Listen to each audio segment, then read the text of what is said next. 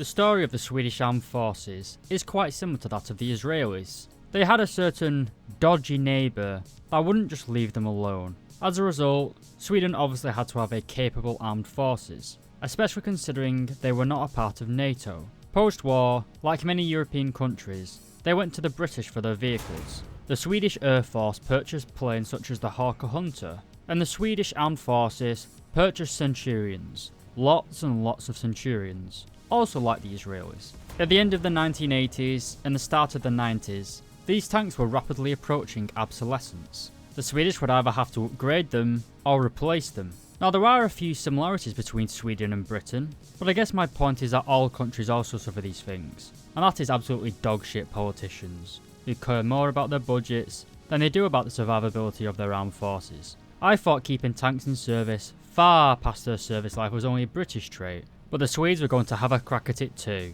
The Strv-105 was basically an upgraded Strv-104, with a slightly better engine and enhanced night fighting capabilities. In game, this basically means you're a little bit faster and you have thermal imaging.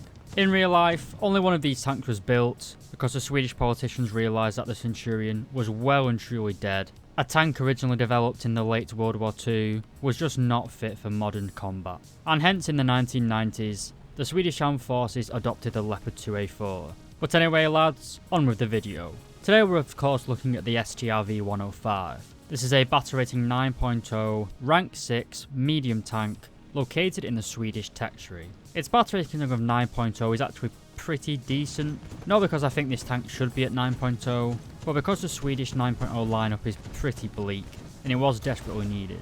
Especially if you have the CV90-105, as that is the only other Swedish vehicle with a battle rating of 9.0. To unlock this tank, you'll have to grind out 220,000 research points before unlocking it for the cost of 590,000 Silver Lions. This is of course a tech tree vehicle, so you will have a crew train cost of 170,000 Silver Lions. For the expert and ace qualifications, it's 590,000 Silver Lions, and for the ace qualification, it's 2,100 Golden Eagles. In terms of camouflages, you do have a selection of Swedish camouflages available for Golden Eagles, with my personal favourite being the summer camouflage. So, is this Swedish meth-addicted carrot-eating Centurion worth your time grinding it out? Well, it's a Centurion at battle rating 9.0, so I'm sure you already kind of know my answer. But anyway, onto the mobility and survivability.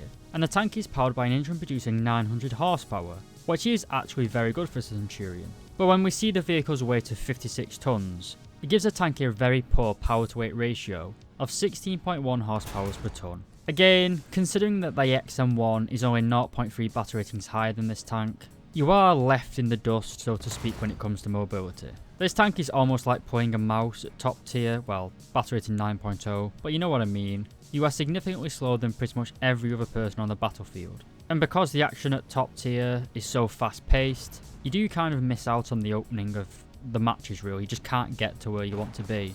You can't get those early game strong positions. But the tank has a top speed of 50 km per hour, which is pretty decent. It will take you a long time to get up to that top speed, but theoretically it could reach that top speed if you chucked it off a building. The tank also has a pretty bad reverse speed of 9 km per hour. But reversing's for cowards anyway. Moving swiftly onto the survivability, and being a Centurion, it obviously has a crew of 4 men, with a driver in the hull, and a gunner, commander and loader located in the turret. Now, if you look at this tank, you can see that it is covered in ERA, or Explosive Reactive Armour. This is Blazer ERA, which I believe was Israeli originally. This ERA is very effective against chemical energy munitions, giving you 260mm of protection. However, against kinetic energy rounds, which is primarily your main threat at battle rating 9.0, it only gives you a measly 5mm of protection. So like a lot of ERA, it's only really going to be effective against stock vehicles as well as ATGMs that lack a tandem charge warhead.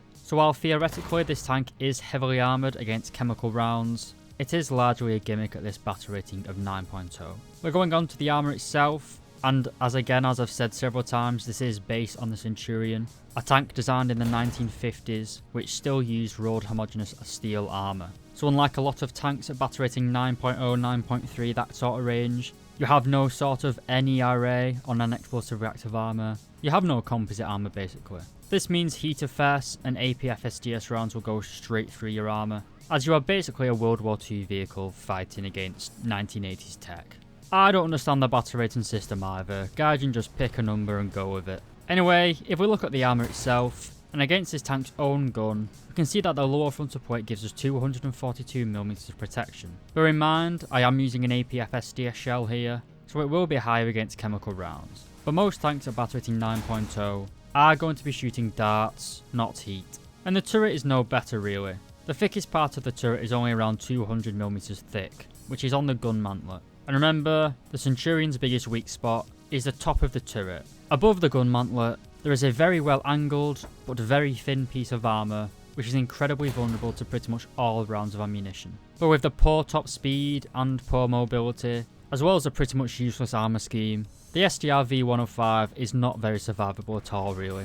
It's pretty good at battle rating 7.3, but at 9.0 it's literally just dead weight. But it's not all bad news with this tank. We do have the 105mm Can Strv 101 gun, which is basically the same gun that's found on the Strv 101, basically the Swedish copy of the Centurion Mark 10. Quite a pedigree indeed. Like most NATO designed 105mm guns, this tank has a base reload rate of 8.7 seconds, but with an ace crew, that drops down to 6.7 seconds. This is alright at battle rating 9.0, but not the best. We can carry 48 rounds of ammunition in total, with a first stage ammo rack of 6 rounds. Being a British design, we obviously knew the importance of going hull down, so this tank has 10 degrees of gun depression. This used to be an important factor in War Thunder, but with the addition of so many fast tanks, speed and agility is now a more important factor than armour. One thing on this tank that isn't fast is the vertical targeting speed.